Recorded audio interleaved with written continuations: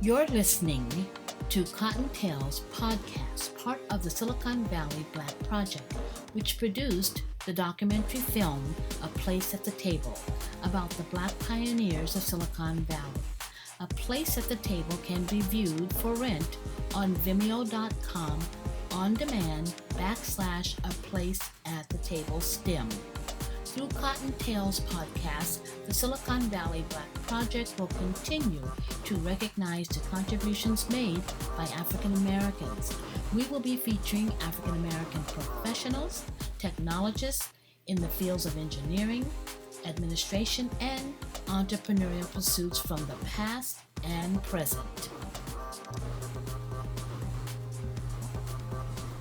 Today, we're talking to Brian Miller, CEO of the Reality Capture Technology Center in San Jose, California.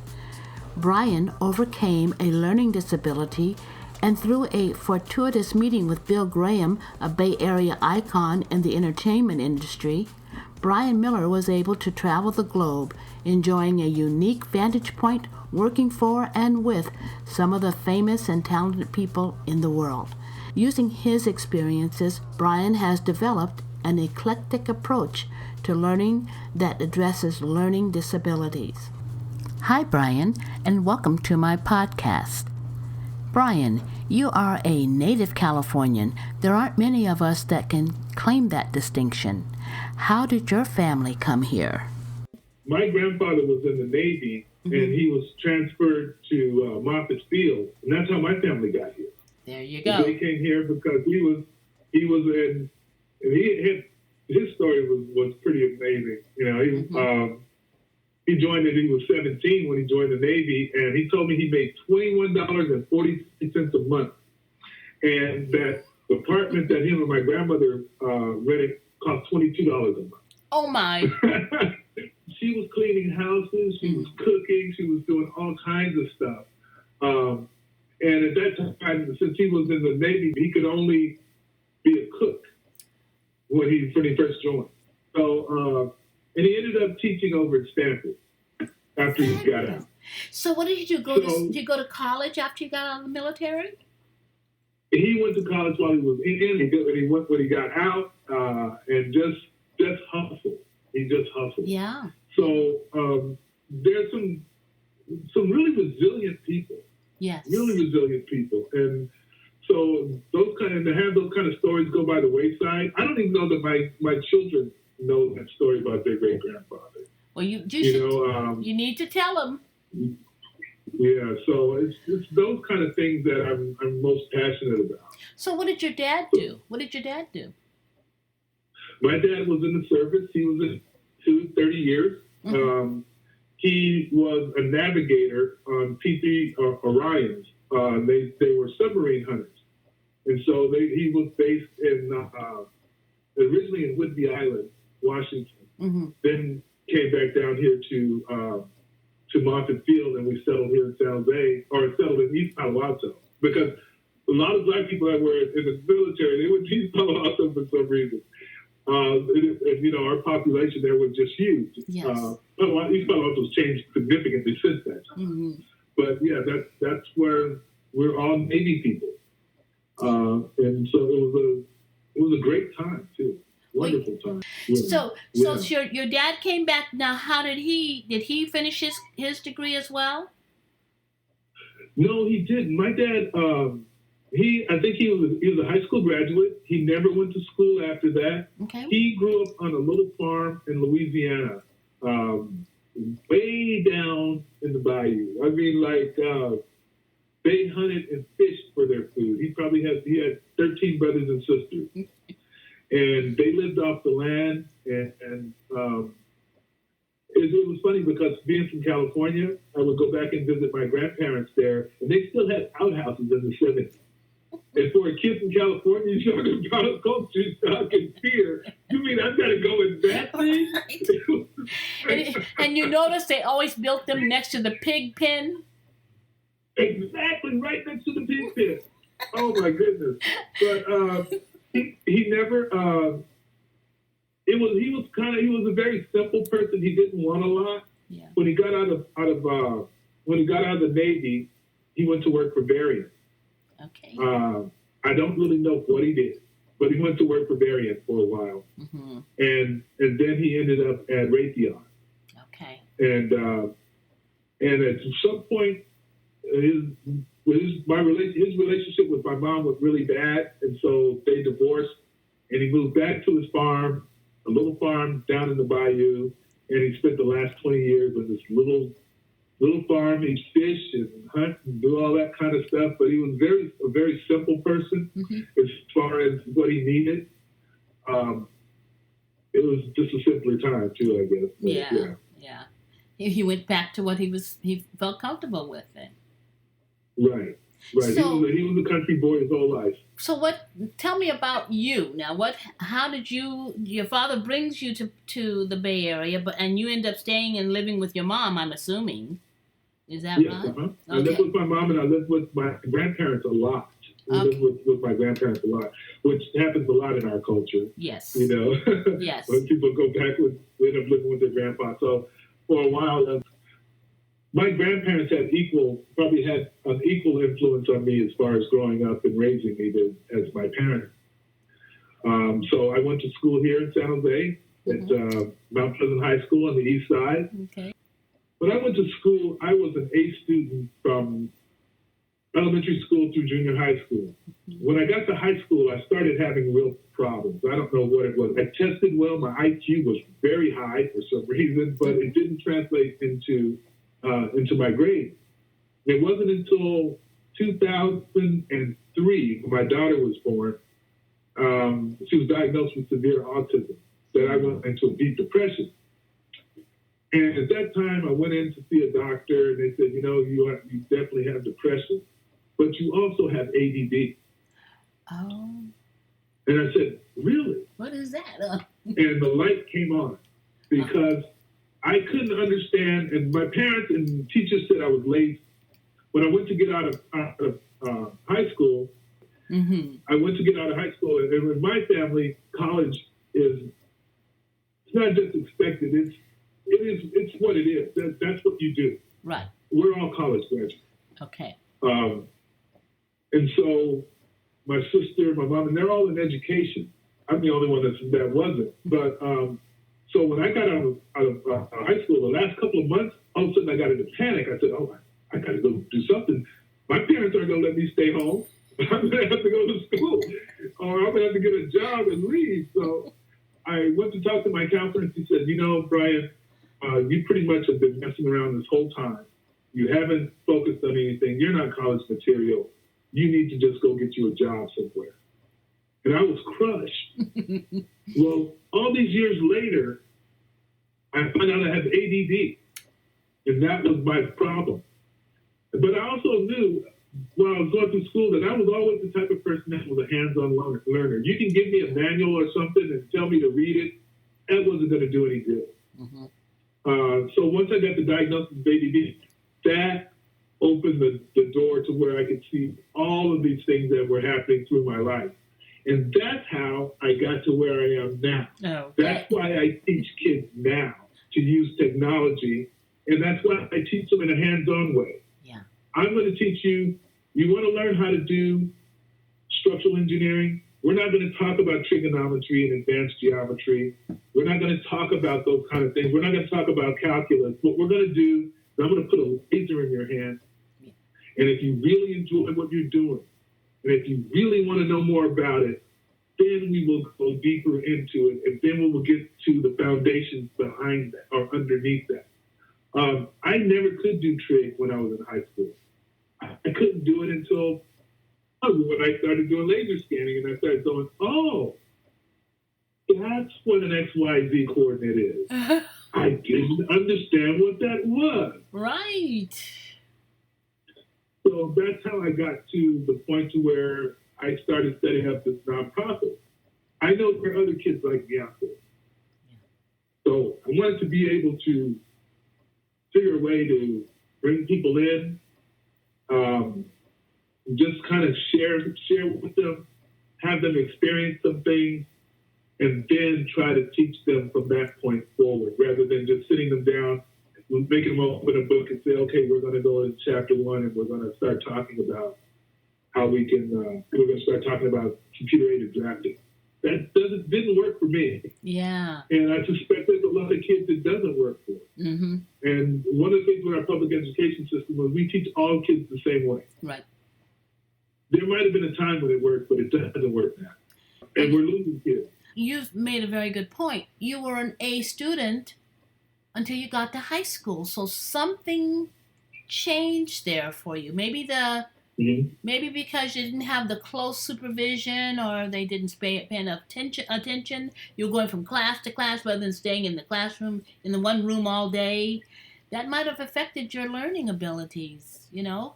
I think a big part of it was, too, that in high school, not only were you going to class, but there was a lot more demands upon homework. Yes. And while I did really well in the class, I was terrible about doing homework. Once I got home, I couldn't focus. I just couldn't I couldn't sit down and look at something and just do it. Yeah. So that's where I really was struggling, was what did I do when I didn't have the guidance? When I didn't have, and my family didn't know how to do it because they were all in the academics. They breathed through it. Yes. And so with me, I was lazy, or all I wanted to do was have a good time. And after a while, I started thinking, well, maybe that is it. Yeah, that is me. Maybe I'm having a good time. So that was a real struggle for me. And now having my eyes open when I'm 40, all of a sudden I'm starting to look back on this and I can see the pattern and all the things that I struggled with and all the challenges. It was heartbreaking for a while. Yeah. But it made me start thinking about the other kids that are out there that might be going through the same thing, the same struggle. Now, did you leave high school and go on to college, or was there? Did you join the military in between? How did you get into doing the work you're doing? I left high school and I went to San Jose City College. Okay. I absolutely hated it, and I went for 2 semesters. I couldn't stand it. I dropped out, and I was doing something I shouldn't have been doing. There was a concert that was happening in Oakland. It was Parliament Funkadelic. And I snuck up there to the concert, and I was sneaking through a hole in the back fence because I didn't have any tickets. So I'm sneaking through this hole in the fence, and this guy rides up on this motorcycle. And he says, "Hey, have you seen anybody coming through this fence?" And I said, "Well, no. He says, "Do me a favor. I want you to stand right here and watch that fence. Don't let anybody through." I said, "Sure."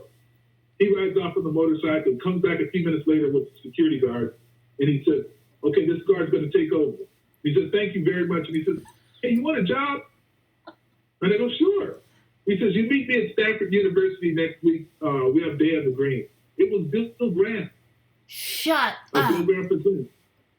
I had no idea. He was driving this old motorcycle. He had a leather helmet on. And he said, "Come back next week." So I go to Stanford the next week, and I'm looking around. I said, "This guy told me to come up here for a job." We're going, "Who are you?"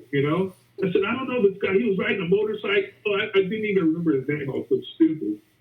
Anyway, he comes out from the back. He goes, "Oh, yeah, hey, come here, kid." He gave me a job, and I ended up, from there, I ended up going into production business, and I became a stage manager. And at the same time, I started going to school part-time and trying to work through. And the next thing you know, I'm doing tours. I'm touring with the Talking Heads, with Van Halen. I'm going all over the country with rock and roll bands. But I ended up having a real aptitude for working in that industry. I ended up working in artist relations, so I worked with a lot of very famous people, and I just was really good at it. After I had enough of rock and roll by the time I was 27 or so, and I went to the city and applied they had just opened the convention center downtown, and they hired me as the senior event services manager for the city, and so I was there for 20 years. I managed the Center for Performing Arts, the California Theater, the Convention Center, the Civic Auditorium, Montgomery. It was 7 buildings. And so I spent 20 years with the city managing those buildings, doing conventions, symphonies, ballets, all of that stuff. Yeah. So it was fortuitous in a lot of ways because I had no real direction at that time. I had dropped out of school a second time at City College because I couldn't stand the business aspect of it. Then I finally, when I got back to San Jose State, I transferred into theater arts, and that's how I made it. I was really lucky in a lot of ways. I stumbled my way through it and was blessed enough to find something on the path that I was on, not understanding that I had some serious challenges. I don't know what I would have done. I didn't really know what I wanted to do. I was taking business classes because my mom told me that's what I should take. Right. And oh my gosh, I got into economics and business administration, and I absolutely hated it. It wasn't something I was good at. But I think a lot of it has to do with what you like. Yeah. Even if you're not good at something, if you like it enough, you'll be okay. Yeah. Because if you like it enough, you'll work at it. Exactly. And that's kind of the approach I take with kids. I don't care if you're good at it. Are you having fun? Do you see where it can lead? And if you can get them to that point, they'll do well. Yeah. And that even works with mathematics too. If you don't see the application to it, or if you're not having fun with it, or if you are having fun with it, but you're not very good at it, you will work at it. Yeah. And you'll get better.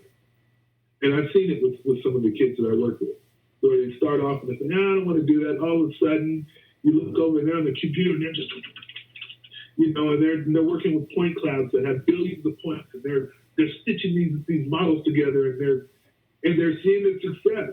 Half of it is confidence and success anyway. Once they're seeing that, hey, I can do this. Right. And when you tell them, hey, you're doing stuff that civil engineers are doing. You're doing stuff that these are people that come out and design bridges, people that come out and work on dams, that do construction, that build digital twins. These are people that are accomplished engineers, and you're doing the same thing they're doing right now. You don't know the foundation behind it, right? But you're doing the same work. Oh, and they're eager. You can see it. You can see them fill up. You can just see their heart fill up. And that's been a wonderful, wonderful experience for me. Well, that is one eclectic way to get to where you are. I mean, that's ADD. Yeah.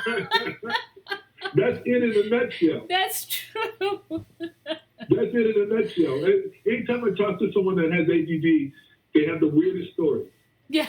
Especially the ones that are very successful, They always have strange stories of how they got to where they are. Yeah. It's never a direct path. It's always a bunch of little tangents here, and they end up where they end up. Hey, watch that hole for me. Make sure nobody gets through. And and it's funny because it was probably about 8 years after that I told him. Really? About 8 years later, I've been working for him for a long time, and they were just opening the Shoreline Amphitheater. And he opening the Shoreline, we need a stage manager for the first few months. Would you mind managing the stage for the first? I said, I'd love to. We just finished the construction, and we're sitting there, a bunch of us were sitting around, we were drinking beers. And so, Bill, when we met, years back, he goes, I don't really remember. I says, remember I was watching that hole in the back of the fence. He says, yeah. And I told him what I was what doing. What you really doing? He looked at me and he just was stunned. He started to laugh. He says, I should have known. He says, I should have known. What? So watch the hole for me, so we're good. But it was that same thing, It's like it was what we were doing, Well, you know what? I don't know how many nights the Funkadelic played in the Oakland Coliseum, but I had never heard of them before. My two sons said, "Hey, Mom, can we go see Funkadelic up in Oakland?" Well, at the time, they weren't old enough. My oldest boy was probably 15, and the younger man was 10. And I said, "You can't go by yourself, but I'll I'll take you because I don't, I didn't know what I was getting myself into.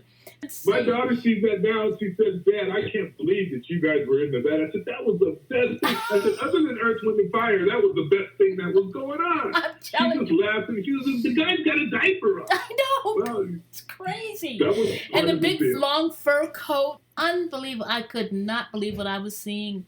I came home and I told my husband, Al, you're not going to believe this. This is what they do. I don't think to this day he understands how amazing that was. But there was nobody else doing a show like that. Nobody.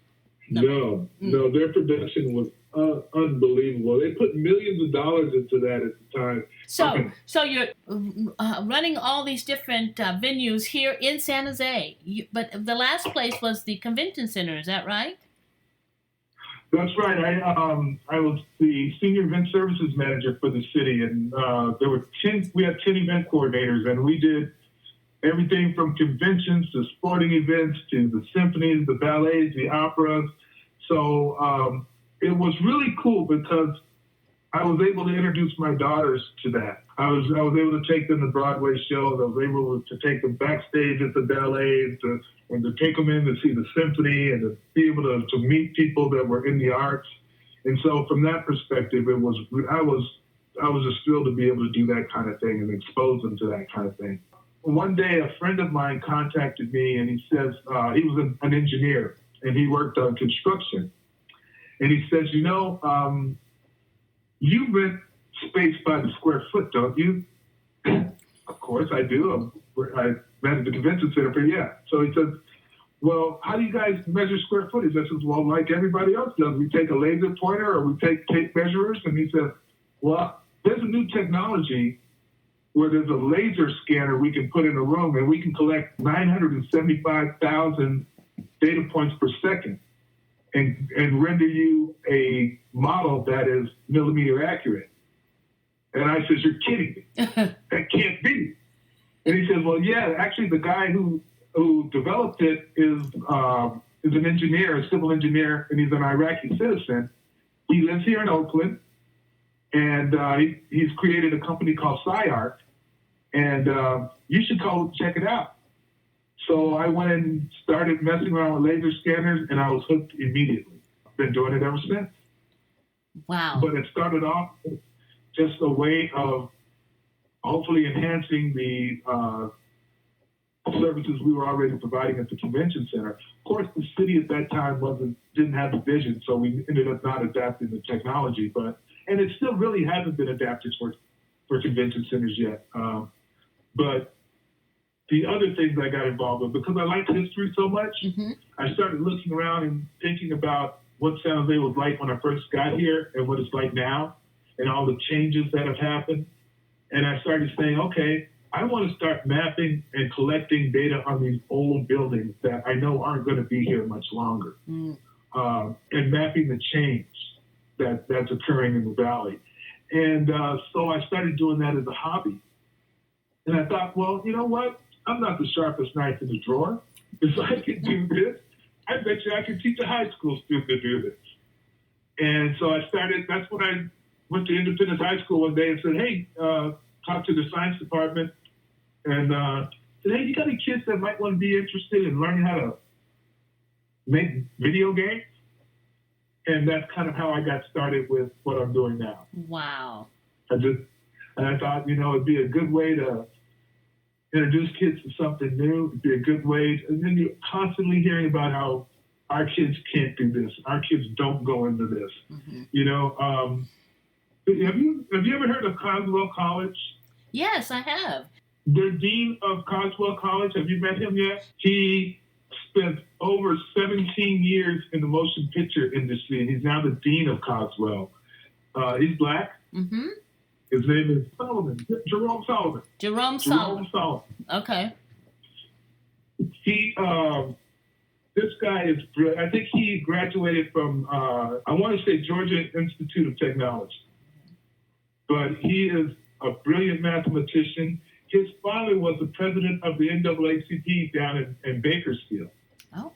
But now Jerome is here in the Bay Area. He's been here for years now. And he's the dean of Coswell College. And we've been talking about how can we get more of our kids into that industry? This guy's worked on Batman. He's worked on the Shrek movies. He's worked on just a ton of stuff.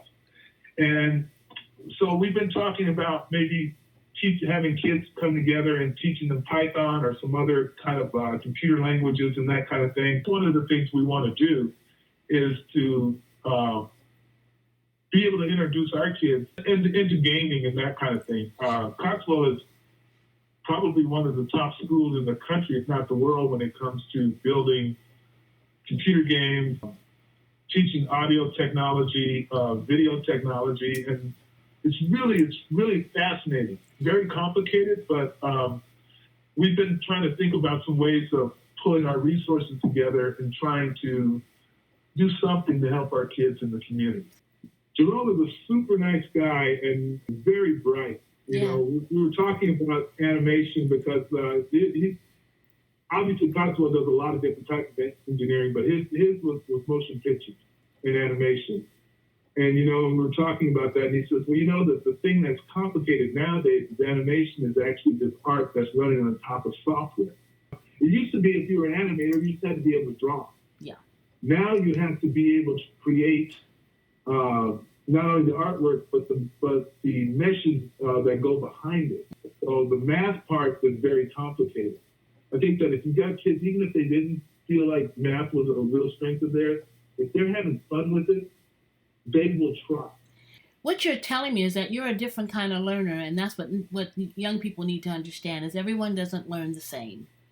And if you're not successful in one system, that doesn't mean that you're stupid. Doesn't mean that you can't learn. It just means that you learn different. And unfortunately, that was my experience with my as I mentioned, with my counselor in high school. Hey, you're not college material. Mm-hmm. Instead of, hey, you need to look at what you want to do and look and try to focus and try to find where your path is.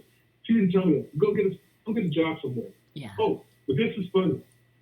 Years later, the symphony is opening that night, and I get a call from the Center for Performing Arts saying, hey, we have a problem here with some patrons. There's some ticket issues. And I said, well, turn it over to the box office manager. They said, well, the box office manager's here.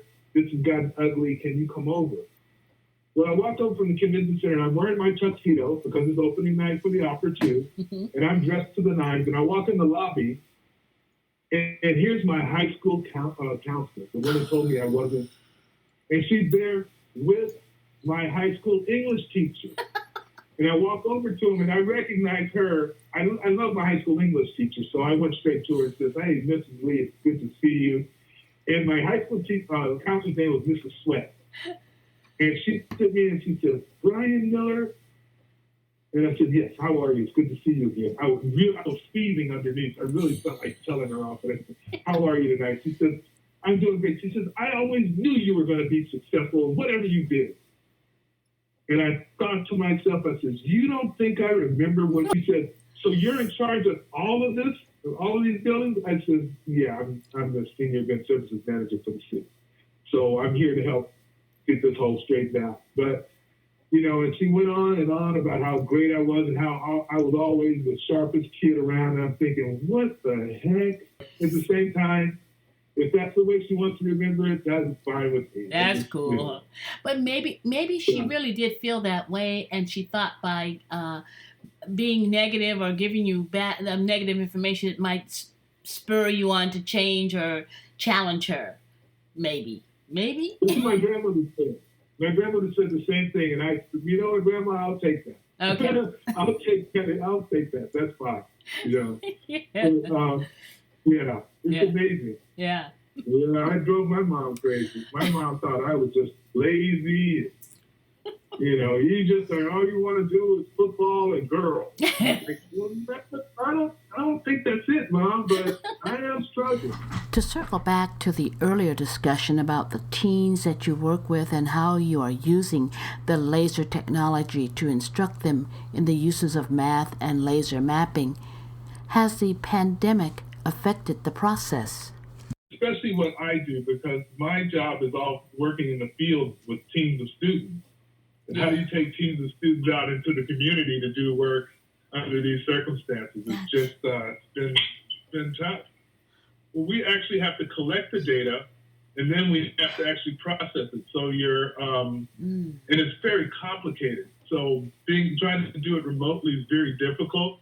We're working on two big projects right now, and they're both kind of been stalled. One of them is we're trying to create a digital twin of the James Lick Observatory.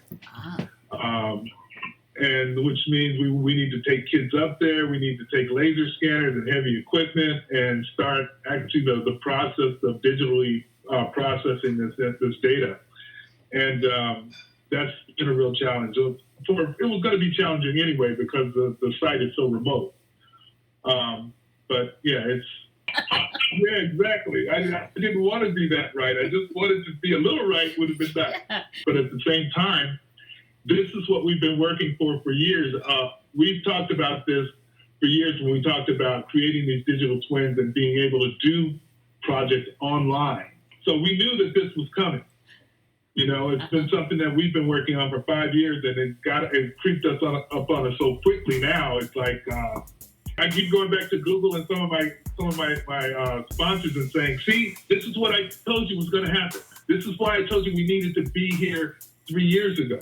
It's kind of nice to know that you were right, but at the same time, I know, but do I have to be that right? Thank you, Brian, for sharing your life and learning with us. Your story may help many young people struggling with his or her studies to understand that their abilities are different than the norm. You have clearly shown that learning can be attained in different ways. You can learn more about Brian Miller and his work in reality capture on his LinkedIn page or on Facebook, Points Taken, spelled POINTZTAKEN. Thank you, Brian Miller, and thank you for listening.